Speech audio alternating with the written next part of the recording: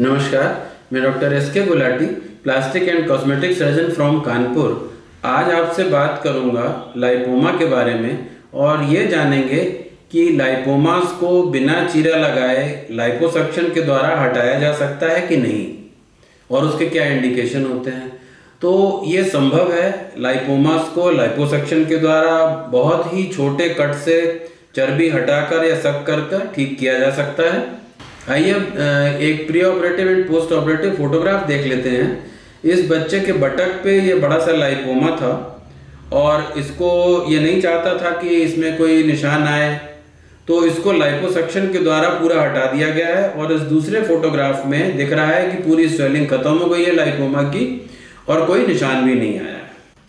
Lipoma basically चर्बी की गांठें होती हैं जो शरीर के विभिन्न अंगों में मिल जाती हैं। इनका साइज और नंबर वेरी कर सकता है, बहुत छोटे हो सकते हैं और साइज में बहुत बड़े भी हो सकते हैं, नंबर 1 भी हो सकता है और पूरी बॉडी में भी हो सकते हैं। इसके बारे में एक वीडियो मैंने पहले बनाया है जिसका लिंक मैं नीचे डिस्क्रिप्शन बॉक्स में दे दूंगा। लाइपोमास को लाइपोसक्शन के द्वारा हटाने के पहले कुछ शर्तें हैं जो कि पूरी होनी चाहिए। पहली तो ये कि बहुत छोटे लाइपोमास को लाइपोसक्शन के द्वारा नहीं हटाया जा सकता क्योंकि उनको मैनिपुलेट करना मुश्किल होता है।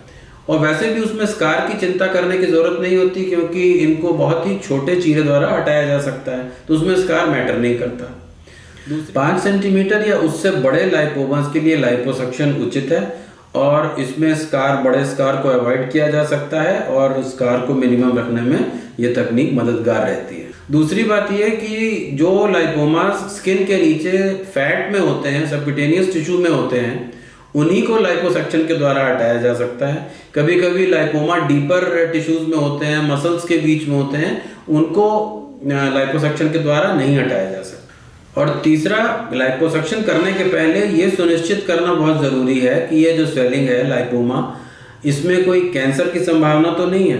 तो ये क्लिनिकली देखकर डॉक्टर बता सकता है और उसके अलावा अल्ट्रासाउंड से पता चल जाता है। और अगर फिर भी कुछ अनिश्चितता है तो FNAC नामक जांच के द्वारा, जिसमें कि थोड़ा सा टिश्यू एक पतली नीडल से निकाल लिया जाता है, उससे भी क्लियर हो जाता है।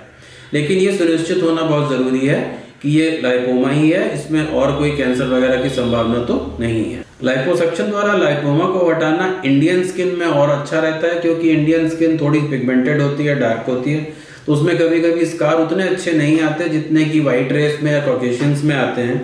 तो इंडियंस के लिए ये तकनीक ज़्यादा हेल्पफुल है। लाइपोमा के लाइपोसक्शन का प्रोसीजर ज़्यादातर लोकल एनेस्थीसिया में किया जाता है।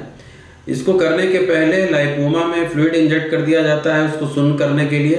एक बार वो सुन्न हो जाता है तो एक बहुत ही छोटे से कट से स्टैब से कैनुलास डाले जाते हैं और सारी चर्बी को सक कर लिया जाता है।